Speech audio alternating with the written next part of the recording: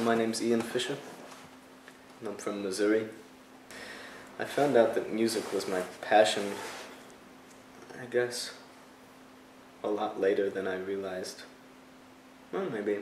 I think I realized it before I started making music, but it was pretty young. I used to sing. When we would drive, my mom and I would be in the car, and I would be singing along to the radio, and I remember one time she said, "Oh, Ian, you have a good voice." And I thought, oh, maybe I do. So I started singing, and then, yeah, just to myself.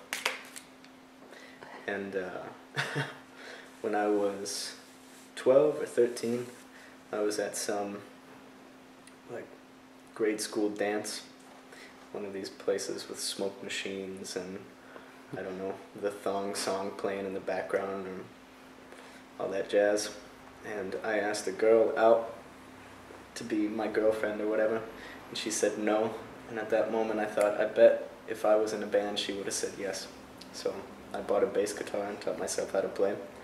And luckily that didn't remain the only reason why I kept playing music. But yeah, from that time on I was playing music. I started a band with some friends of mine, and they bought a drum set, a guitar and everything, and yeah, we started playing. And then the guitarist didn't practice enough, so I kicked him out of the band and taught myself how to play guitar. And nobody else in the band would sing, so I started singing. When I play alone, I suppose I would describe it as, yeah, indie Americana. Like, it's really heavily influenced by traditional American music.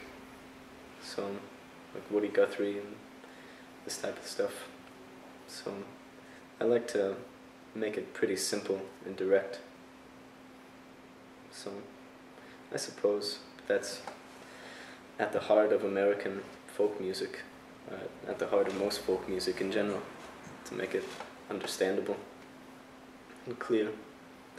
And I like clarity because I feel like there's a lot lacking in society, and especially in music, because I think a lot of contemporary music tries so hard to be hard to understand, and I would rather make music that you don't have to have a degree in music to understand. So, yeah, maybe disillusioned, simplistic American contemporary folk music. Yeah, the lyrical content of my material varies. A lot of the stuff that I used to write a few years ago was heavily, dealt heavily with American and international political and societal issues, because I studied political science and that's all that I thought about. And but as time went on, I started writing more about personal issues, feelings and thoughts. Though I still write occasionally about societal things. I got really disillusioned after studying political science for a few years that, yeah, it was a lot healthier to kind of back away from that. So, yeah, I started writing more about, yeah, how I felt, which is also influenced by political and social economic issues, but it's not as theoretical as the songs I used to write. I think the first cassette, which is basically the same theoretically, would be Hanson, the one with Boom Bop on it.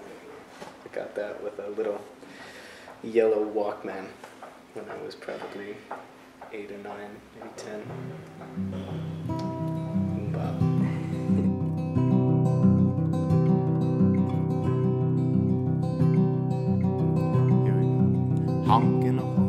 Honking of horns behind rolling eyes. You're no more than just another one of those. Waving the flags behind rolling eyes. They see bags you should be packing to go. Old colors in the scars of history have got everybody tied down. Old colors in the scars of history, you're gonna paint this country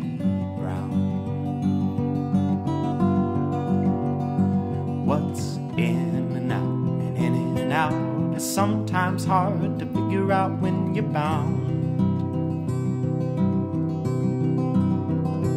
What's in and out and in and out is gonna paint this country brown. Singing songs, singing a song behind rolling eyes, they become foreigners at home. Speaking words, strangers' words behind rolling eyes, all that's heard is I'm taking everything that was yours. And you are entitled to that, I guess. The air, water, and the trees, and rest are yours. I'm not entitled to that, I guess, and the places we are born define our worth.